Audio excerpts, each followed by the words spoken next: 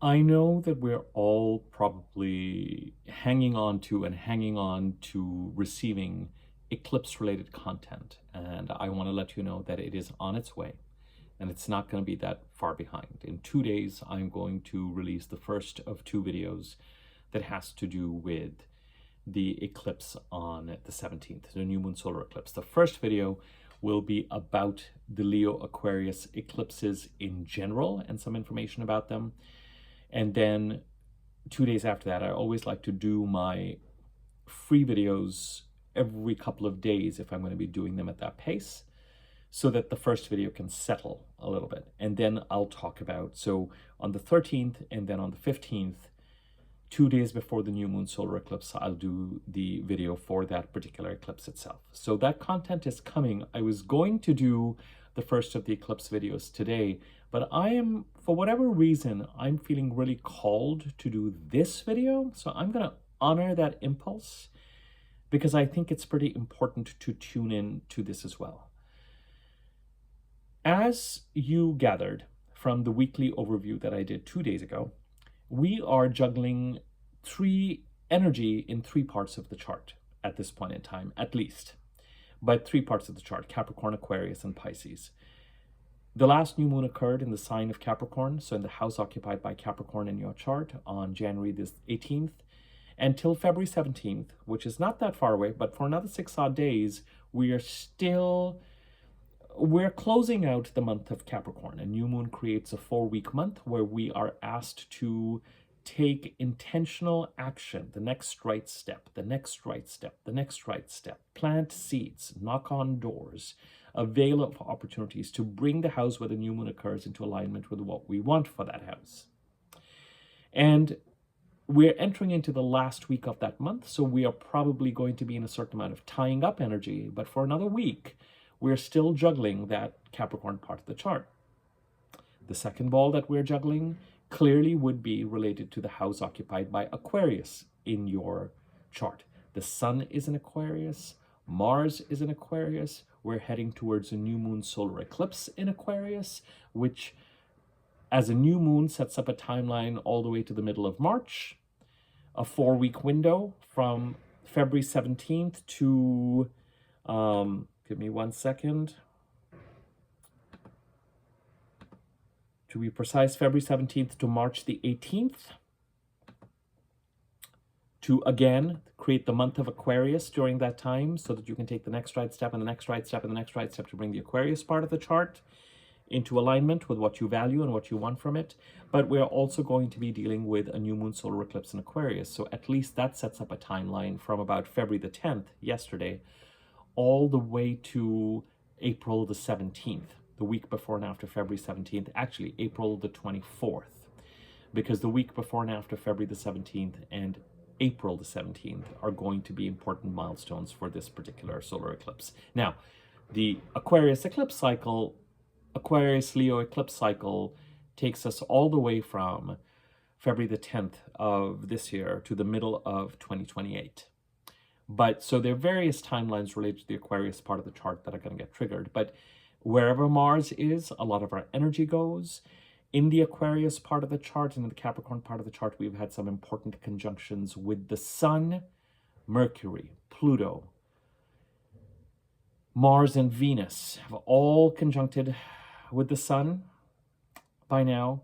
And the planets are starting to separate from the sun, but are still pretty close. So a lot of the energy till about now has been very, very internal, very like a bit of a pressure cooker, very internal in its review, in its preoccupations. And I'm looking forward to the energy becoming a little bit more overt and a little bit more yang. So the Aquarius part of the chart, clearly action, activity. And the Aquarius part of the chart is increasingly important and dynamic for all those timelines that I mentioned in everyone's chart for a couple of years. And then the third part of the chart, which is what this video is about, that we are starting to juggle, is of course the Pisces part of the chart. Now, we've been dealing with the Pisces part of the chart all the way since 2012 when Neptune came into Pisces and created some sort of kerfuffle or crisis has been that really started to escalate around 2014-15 and kind of blew up in 16-17 for a lot of people. Saturn came into Pisces in March 23 until The 13th, 2 days from today, Saturn continues to be in Pisces. On the 13th, Saturn will move into Aries. And Saturn in Pisces has at least helped bring a lot of things to the surface, has mobilized us, hopefully, to structure Neptunian ambitions and plans and goals for the house occupied by Pisces in the chart, if that is how the Neptune transit has impacted you. Art, design, creativity, connection to the muses, inspiration from the muses, harmony, general well-being, healing, therapy, music, dance, but also with Neptune, spirituality, especially renunciation, sacrificing something, and innate awareness that everything we see in 3D reality is not really all that real, and that really when we leave this planet, we leave with nobody and nothing. So Neptune encourages a kind of broader, bigger picture, and seeks to, people who are very polite about Neptune will say it seeks to dissolve boundaries, but therein lies some of the challenges and the problems, which is Neptune can make us very cloudy and make us kind of irresponsible and unable to act in a disciplined manner. And Saturn's presence in Pisces since March 23 has, of course, been trying to counter it, saying either, if you're dealing with Neptunian plans and ambitions, let's structure them, let's give them concrete ambition, let's see them to reality, or at least get them on their way, or maybe even start to see them towards fruition. But if we have been, since 2012, with some sort of crisis point in 14, 15, especially 16, 17, been dealing with a certain amount of fogginess, cloudiness, overwhelm, even dealing with matters related to deception, playing our cards close to the chest, dealing with others who are playing their cards close to the chest, feelings of theft, behind the scenes activity, then Saturn, since March 2023, has been helping to counter and balance that, maybe by making more things more visible, or encouraging you to set boundaries, or having you process lessons around how you may have contributed to that fogginess, to get you to understand the karmic results of your own actions, especially if they were immature or unwise, both things that Saturn tries to educate us on. Saturn does not reward emotional reactivity, as I've said to you multiple times, even if you are in the right. So all of that has been occurring. Now, and Saturn, of course, is going to move out of Pisces in 2 days' time. So all of that is well and good. The Pisces part of the chart, that's a ball that we've been juggling for a while. But around this time, the personal planets also come into Pisces. So we've already had Mercury enter Pisces on February the 6th. And the personal planets, when they go through Pisces, will conjunct the North Node, trine Jupiter. Those are the two primary aspects that they will be making, trining Jupiter in the sign of Cancer and conjuncting the North Node in Pisces. Both these aspects, the conjunction to the North Node and the trine to Jupiter, are both forward-looking aspects. Jupiter ends a 12, 13-year cycle and tries to create the first steps towards a more aligned 12, 13-year cycle wherever he is transiting. And there's something about these personal planets transiting Pisces that will help Jupiter, just as he's getting ready to go direct by March the 11th.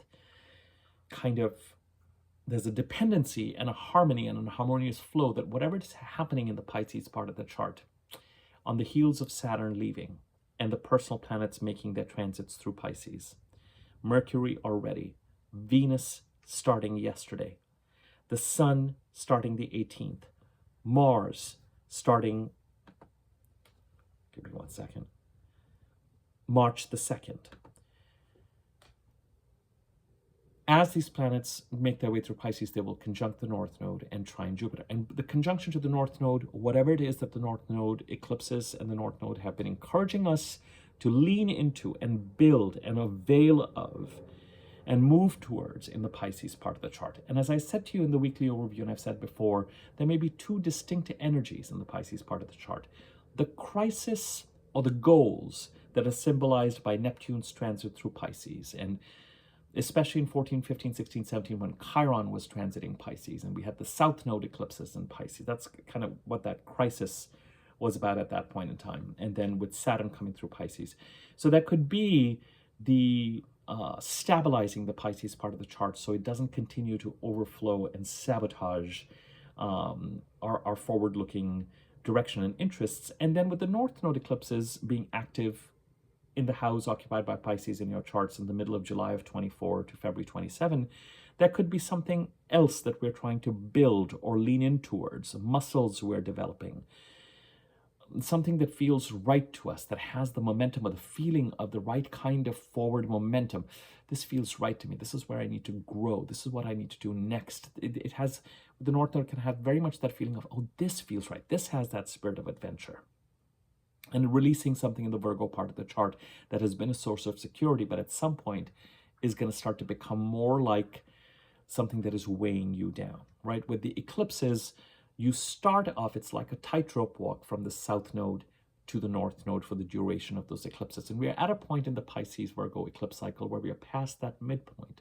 So we're being encouraged to lean more and more into creating, solidifying what we need to in the Pisces part of the chart and actively be releasing what we need to in the Virgo part of the chart. As I've said to you multiple times, you don't need to usher in an eclipse. It will act in an eclipsy way as and when it is ready.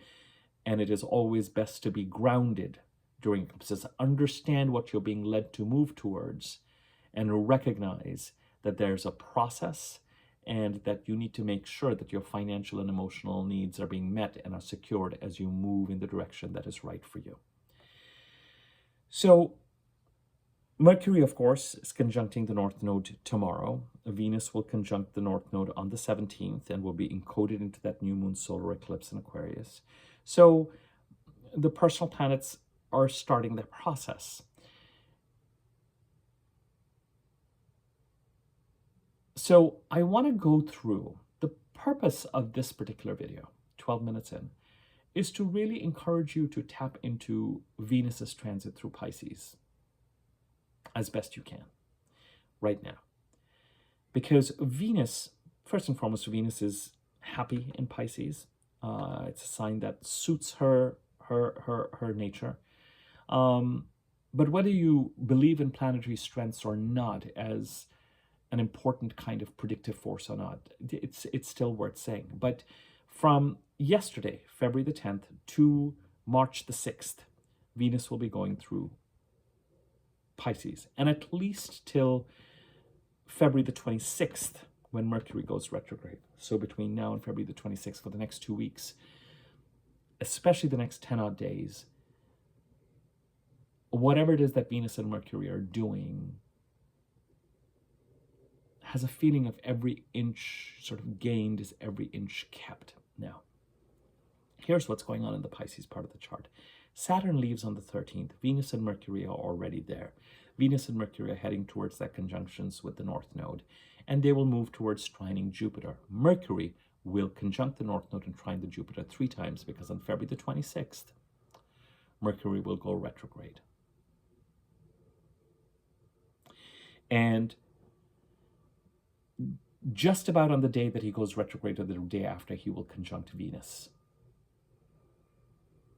And while he's retrograde, the Sun, which will enter Pisces on February the 18th, he will conjunct the Sun and start a 3-month odd communication cycle in the sign of Pisces on, I want to give you the exact date for that, March the 7th.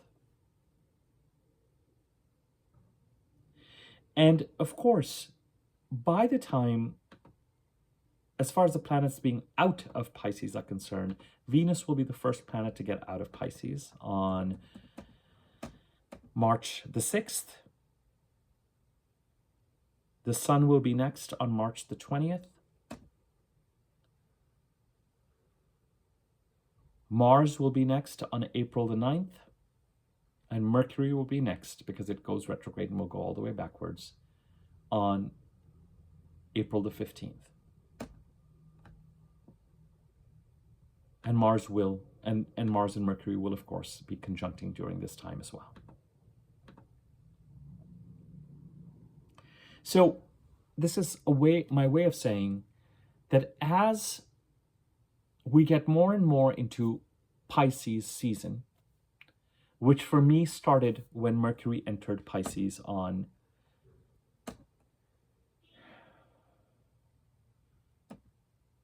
February the 6th, when the first of the personal planets came into Pisces. We, in my estimation, we have concurrent seasons. We have Capricorn season currently going on till the 17th.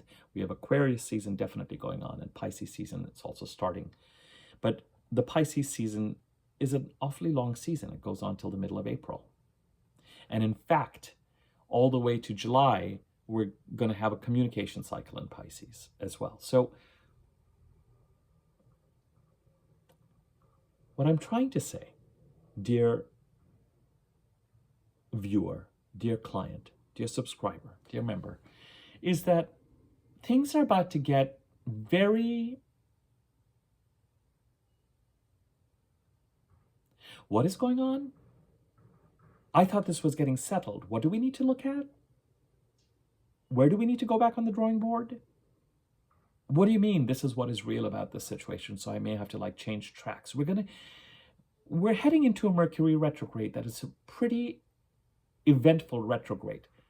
At the end of the day, all these transits through Pisces, including the retrograde, are very forward-looking, which is lovely. And they're talking about conjuncting the North Node and trining Jupiter. Lovely. It's as if Saturn leaving Pisces and the North Node eclipse is starting to change signs, and therefore us knowing that we have one more year of the North Node eclipses in Pisces. It's as if the personal planets are coming in and saying, let's try and wrap up this Saturn stabilization of Pisces, and let's really kind of also start to give some direction to this final year of these North Node eclipses in the Pisces part of the chart. But starting about February 22nd, 23rd, things are going to go into the spin cycle in the Pisces part of the chart. And until Mercury goes direct on March the 20th, so let's say about March 22nd, 23rd, from March 22nd, 23rd, all the way to April the 15th, it's as if there are three phases to this Pisces energy. The first takes us to about February 22nd. And we've got Venus and Mercury moving direct. By the time we're getting to February the 22nd, Mercury is getting pretty stationary, but Venus is moving direct. We have a second phase that's really in the middle of the spin cycle, where we're going to be learning things. We're going to be getting factual data and proof around things that we may have had emotional, intuitive red flags about, but that we ran over. We may be thinking as we head towards February the 22nd, 23rd, that things are moving in a certain direction, but the universe may, with Mercury retrograde, give us certain facts that make us really go, am I really going to be putting my eggs in this basket? Or do I need to take out the eggs and put them in an alternate basket, or just leave them with me for now? That's really what Mercury retrogrades are about. Where Mercury goes, you are moving forward too much on fantasy, and you have assumed that the train needs to be on track A. Let me give you some details about track A, and then you can determine whether you want to stay on that track or whether you want to not be quite in such a rush to take track A, or take an alternative that might feel a little bit less exciting or glamorous because you are not building castles in the air around it. Or just wait things out, or kind of go back to square one and rethink the plan.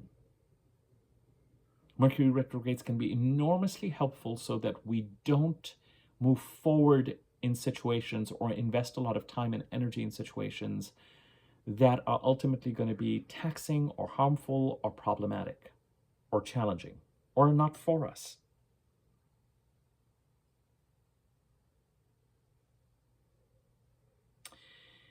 So while all of that is happening, and the Mercury retrograde starts with a Mercury retrograde conjuncting Venus, and I'm going to talk about that in a second, all the way to March the 22nd, 23rd, from February the 22nd for that month, we're going to be dealing with things that are sort of thrown up in the air. And then we really get to see a certain amount of resolution and finally things have the chance to settle down.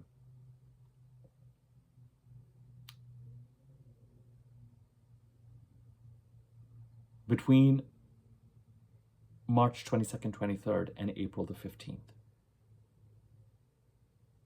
Now, one more thing I want to say.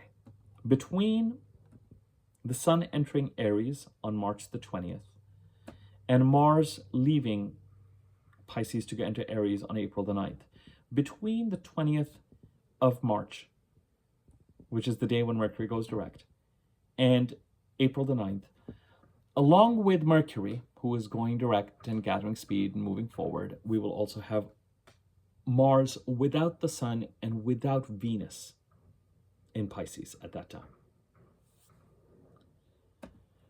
March 20th to April the 9th. And what is very interesting about this Pisces spin cycle is the first phase of it that we're in now, that has just been beginning since February the 6th, and Venus came in on yesterday, that takes us to about, let's just say February 22nd, 23rd. And I'm saying 22nd, 23rd because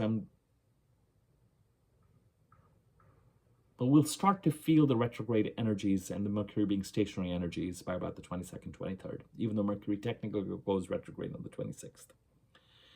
That first phase is characterized by Venus and Mercury being together in Pisces. The second phase, of course, we've got Venus to some extent, Mercury completely, the Sun, Mars, while Mercury is retrograde, and Mercury retrograde is making conjunctions with the Sun, conjunctions with Mars. But then the closing out phase, after March 22nd to April the 9th at least, actually all the way to April the 15th, leaves us with Mars and Mercury for the most part.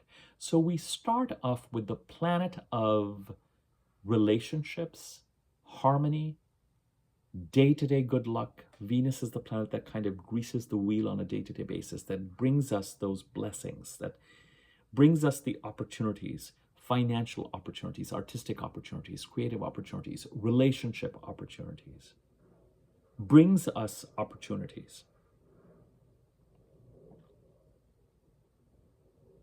When Venus starts to become the first planet, and she's not quite the first planet yet because Mercury is the first planet right now, but when it comes to entering the Aries part of the chart and then the Taurus part of the chart and the Gemini part, Venus is now going to become the first personal planet to enter a house, followed by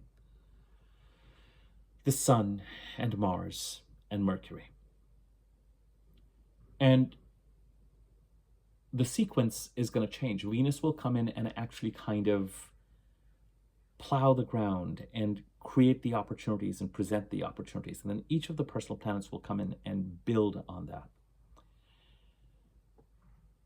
Mars is starting the process of separating from the personal planets, but really is not quite, it's really not until we get into Taurus and Gemini that we can think of Mars's transit as being a little bit separated from the personal planets. But in Pisces, Venus comes in first to help and create opportunities for bridge building, for relationship building, for resolution, for healing, partnerships, relationship, financial opportunities. Whatever she's able to do,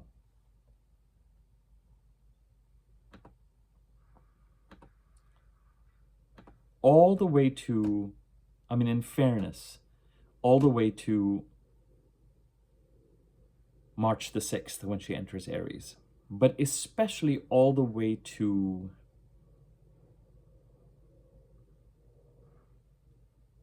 March the 27th when she conjuncts a retrograde Mercury at the time. And Mercury's really stationary at the time. 26th he goes retrograde, 27th he conjuncts Venus. It's as if whatever opportunities that Venus is bringing,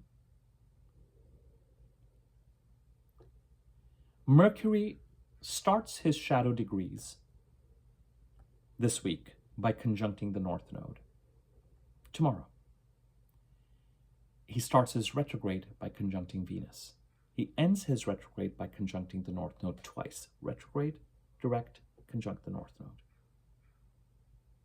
Something about Mercury's conjuncting the North Node, all the way to Mercury conjuncting Venus, North Node tomorrow, conjuncting Venus on the 27th, is this first phase, kind of the path is being opened for continuing to stabilize and finishing up work on stabilizing the Pisces part of the chart and encourage us to really move towards whatever it is that we're trying to create in the Pisces part of the chart with those North Node eclipses there. Whatever Venus is able to do by the 22nd, 23rd, Mercury hits a pause button on when he goes retrograde and conjuncts with Venus. She still tries to help and continues to help all the way to March the 6th. But by that time, Mercury is retrograde and we're off to the races with regard to, not only are we in the middle of eclipse season, so we're going to be dealing with, so the next two videos that I'm going to be doing are going to be talking about the Aquarius part of the chart with the North Node eclipses in Aquarius and the actual new moon solar eclipse in Aquarius on February the 17th. As I said, we're juggling 3 different balls, and this particular video is on that third ball that we're juggling in the Pisces part of the chart.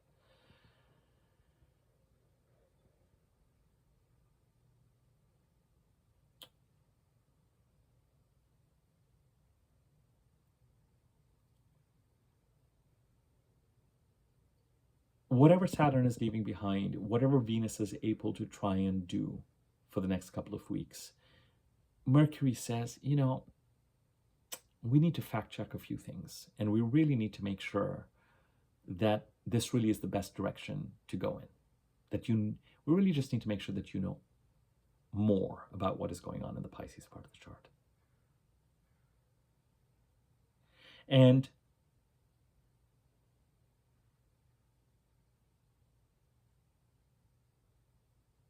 then the retrograde begins, and the sun is in the Pisces part of the chart, making us evaluate, illuminating every nook and cranny, and ultimately Mars comes into the Pisces part of the chart. Wherever Mars goes, a lot of our energy goes to pursue goals and set boundaries. So all that energy, which is much hotter in Pisces, starts to take greater control once Mercury goes retrograde, and especially after Venus leaves Pisces on March the 6th. The retrograde brings up all sorts of things, and by the time Mercury goes retrograde, we are getting to be on the other side of it. But then, as I said to you, till April the 9th, Mars is still in Aries. We start off with the gift and a portal being created towards resolution. And we end with the energy of making things happen and combat, with Mars and Mercury being the last 2 planets left. Mars leaving Pisces on April the 9th, and us then having a week with just Mercury there will bring the temperature down. But just having Mars behind, number one, indicates to me that we will have to take action to pursue goals and to set boundaries and respond to requests and respond to things. A lot of opportunity with these transits and that Mercury retrograde to stabilize the Pisces part of the chart and to move towards building what we want to, so that we can remember the future state and what we're actually trying to build. A lot of that energy is symbolized by Saturn and Neptune moving into Aries, the North Node eclipses in Aquarius. Even with the Mercury cycle in Pisces, that's going to take us, and I'll do a separate video on that, all the way to July. In the Pisces part of the chart, it's still very much the energy of leaning into what the North Node eclipses are encouraging us to lean into for support and development, but as what feels like the next right steps and the next right things that we should pursue. But there's also this kind of stabilizing what we need to, so that it doesn't sabotage where we're putting our energy to create our future state. And in the last of the three phases. If the first phase takes us to Mercury retrograde, the second phase is the Mercury retrograde itself, and the third phase after March 22nd or so, all the way to April 15th, is Mars and Mercury closing things out. There's every indication that we are going to be actively involved in pursuing goals, creating things, but also setting boundaries where we need to with Mars. And that can indicate conflict. That can indicate, depending on which house is occupied by the sign of Pisces in your chart, the people associated with that house could be the ones who you're having to set boundaries towards, who may feel like they need to set boundaries towards you. If Pisces is in your first, second, third house, then you might be the feisty one, pursuing goals and setting boundaries. If Mars is going over your 7th or 8th house, or your 4th house, it could be the mother, or the 5th house, it could be children or a romantic partner. The 9th house could be a father. 7th house, 8th house could be a partner or a spouse or a business partner or a government organization. The assertiveness and the boundary setting may come from them. So we start off over the next 10, 14, 15 days with the planet of communication, the planet of harmony. We end the Pisces period in battle gear. Luckily, with that last week, once Mars is gone, from April the 9th to 15th, we just have Mercury and he's moving faster. So then we can resolve things. This is all to say, I wanted to go through that sequence for you. I really did. It was very important for me to do that now, because Venus is going to be in Pisces all the way to April the 6th. I keep saying April. March the 6th. And Venus is going to be there with a direct Mercury in Pisces all the way to February the 22nd, 23rd. Whatever you need to do to stabilize the Pisces part of the chart, or to move towards creating what you're trying to create. If there are pending issues in the Pisces part of the chart where you feel that you have not quite been able to pull it together, where you're procrastinating, where you're avoiding things. Some of this could be procrastinating and avoiding things towards Neptunian goals, or therapeutic goals, or artistic goals, or spiritual goals in the Pisces part of the chart. And in some cases, there may be conflicts and stressful things that you're trying to stabilize in the Pisces part of the chart. And Venus is transit through the 22nd or so especially. I would really recommend that you try and create portals of workability and build bridges. If those bridges become the site of traffic jams and confusion and battles between February the 22nd, but especially February the 26th, and even more after March the 6th to April the 9th, so be it. It is better to, at least that bridge will be standing, at least that portal will be open and created. When the bridges are created, there's no need for somebody else then to storm the fort.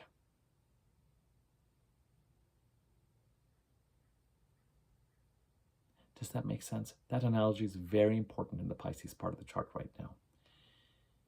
When Venus is greening things and easing things and saying,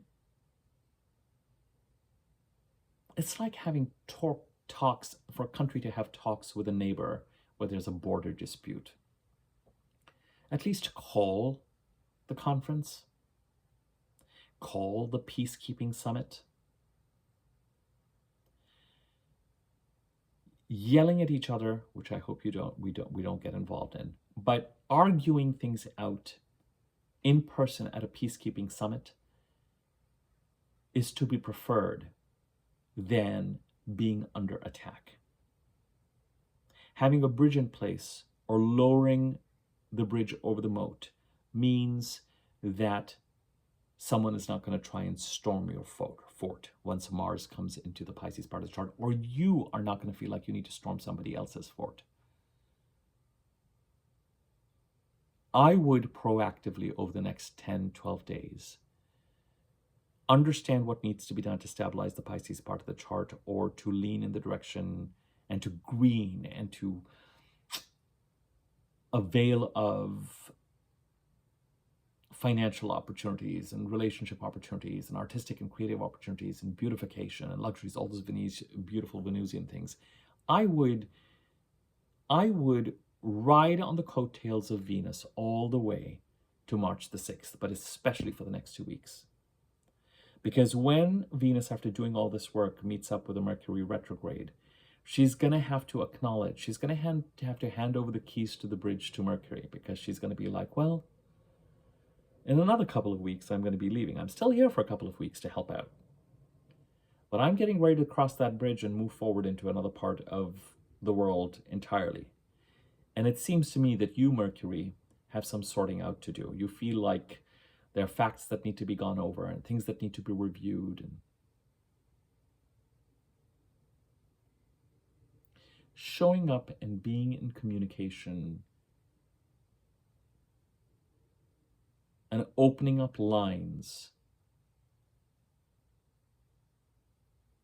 of workability over the next 12 days, 13 days. You might find that gives you, you might find that you're really glad that you created those openings, so that when you were dealing with the skirmishes related to Mercury going retrograde, and Mercury going retrograde in and of itself is not a combative thing as much as what are you going to be learning during that time?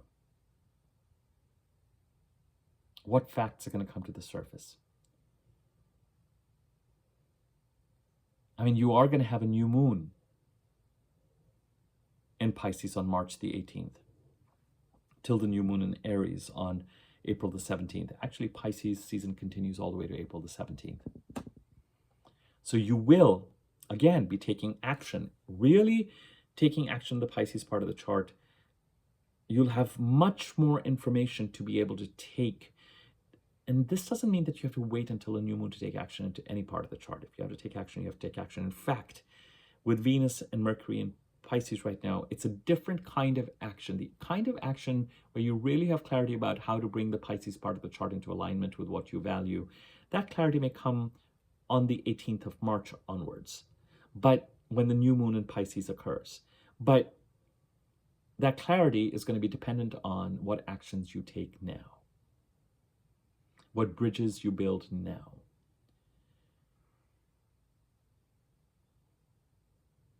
What drawbridges you lower now.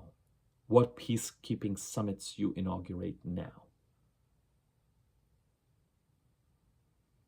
But greater activity starts in the Pisces part of the chart starting the 18th when the new moon occurs. 2 days after that, Mercury goes direct. Really, it starts around the 22nd, 23rd of March. And I have found that when you have a new moon while Mercury is retrograde or stationary, and we will on the 18th of March, it is until the next new moon. Even though the new moon in Aries is the new moon in Aries on April the 17th, real forward movement, both in the Pisces and the Aries part of the chart, unfettered, is really going to come after that April 17th new moon. Because it'll be a month and a time period that is inaugurated by a new moon that occurs when all the personal planets are direct.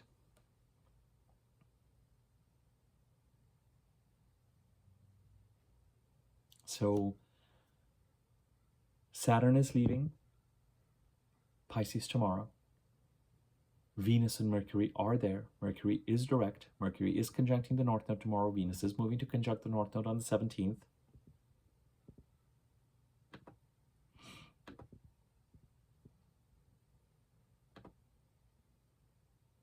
Mercury will trine Jupiter on the 16th. Venus will trine Jupiter on the 22nd. And then on the 25th, 26th, Mercury goes retrograde and conjuncts Venus, and we're in a different place. But on the 5th, the Sun trines Jupiter, and on the 7th, the Sun conjuncts Mercury, and On the 8th, retrograde Mercury trines Jupiter, and you know we're in a different we're in the spin cycle by that point in time. So let's load the dishwasher as best we can in the Pisces part of the chart as harmoniously to minimize as many breakages as we can, to make sure that by the time we get to Mercury retrograde, and especially Mars entering Pisces on March the 2nd, that we have created communication channels that we can take advantage of, that prevent someone feeling like they have to storm our castle, or that we have to storm somebody else's castle.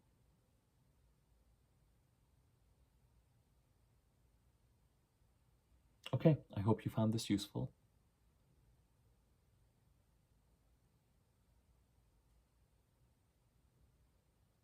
I hope you found this useful. In the membership part of the channel, the very first video in each of the rising sign folders is about how the North Node eclipses in Pisces and the South Node in Virgo apply to each rising sign. That is an FYI. Membership's at $6.99 a month. You can become a member. You can then decide to relapse your membership or join again. You don't have to keep the monthly thing going if you don't want to. If you keep the monthly thing going, it does support the channel. It's just $6.99 a month. It's the price of an extended video that some people charge. So know that that content is out there if you want to know how those Pisces North Node eclipses are affecting your rising sign. So it's the next level of specificity, I would say. The level of specificity after that is that you could choose to do a personal reading with me. My contact information is in the email address, is in the description box below. Subscribe to my YouTube channel if you find my content useful. And when you subscribe, there's a bell icon next to the subscribe button. There's a wiggly bell option on top. When you hover over that bell icon, you can click on that. You'll be notified when I do new videos, so you don't miss them, or at least have the opportunity to know when they're out. You can contribute to the channel for free by liking this video or commenting on it. You can contribute to this channel monetarily by using the thanks button underneath this video or donating using the information in the description box below. You can hype this video if you found it useful. Hypes do give videos and the channel greater circulation on YouTube. I will leave it at that. 2 days from now, I'll be doing a video that is specific to, that is about the Aquarius Leo eclipses that just started up to exercise their influence yesterday, the week before the eclipse on April the 17th. And then 2 days after that, I'll do the new moon in Aquarius video. New moon solar eclipse in Aquarius video. And then 2 days after that, I'll either do the weekly overview, but then I also want to talk about the Saturn-Neptune conjunction that is coming up. But I've been talking about that Saturn-Neptune conjunction a lot last year because Saturn and Neptune were in Aries between March and May of 25 and September, November of 25. So you can always, if you're really keen to know what that's about, you can always search on my channel. You can just like search for my name or Certain Light Astro or Abhi, ABHI, Katyal, and Saturn, Neptune, and different videos and options will come up and you can take a look at those in the meantime. All right, I will leave it at that. Take care.